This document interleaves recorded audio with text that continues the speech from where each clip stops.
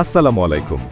ইরানের ইসলামী বিপ্লবী গার্ড বাহিনী আইআরজিসি ইসরায়েল ও এই অঞ্চলে মার্কিন সামরিক ঘাঁটিগুলোকে লক্ষ্য করে ৮৮তম দফা ক্ষেপণাস্ত্র হামলা চালিয়েছে বলে দাবি করেছে।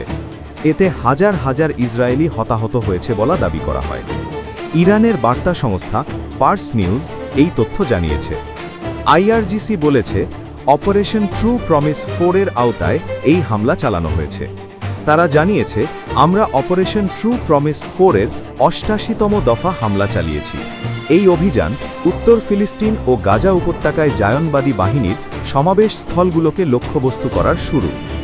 সংস্থাটি আরও জানিয়েছে, সাফেদ শহরের উত্তরে সামরিক কমান্ড কেন্দ্র এবং বিভিন্ন কৌশলগত স্থান ও সামরিক কেন্দ্রে আঘাত হানা হয়েছে।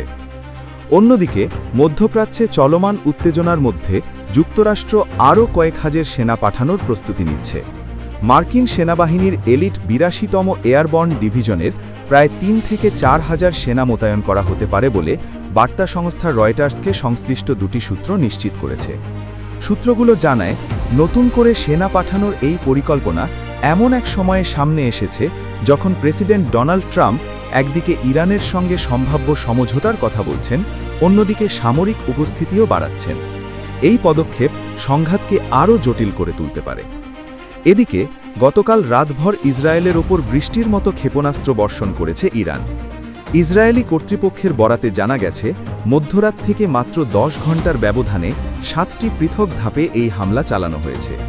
হামলার তীব্রতা এতটাই বেশি ছিল যে ইসরায়েলের দক্ষিণাঞ্চলীয় দিমোনা শহর সহ নেগেভ পারমাণবিক গবেষণা কেন্দ্রের নিকটবর্তী এলাকাগুলোতেও সাইরেন বেজে ওঠে।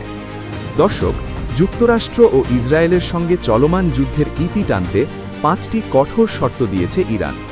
সোমবার হিব্রু সংবাদ মাধ্যমের বরাতে এই তথ্য জানা গেছে। গত ফেব্রুয়ারি মাসের শেষ দিক থেকে শুরু হওয়া এই সংঘাত বন্ধ করতে একটি চুক্তিতে পৌঁছাতে তেহরান এই শর্তগুলো নির্ধারণ করেছে বলে প্রতিবেদনে উল্লেখ করা হয়।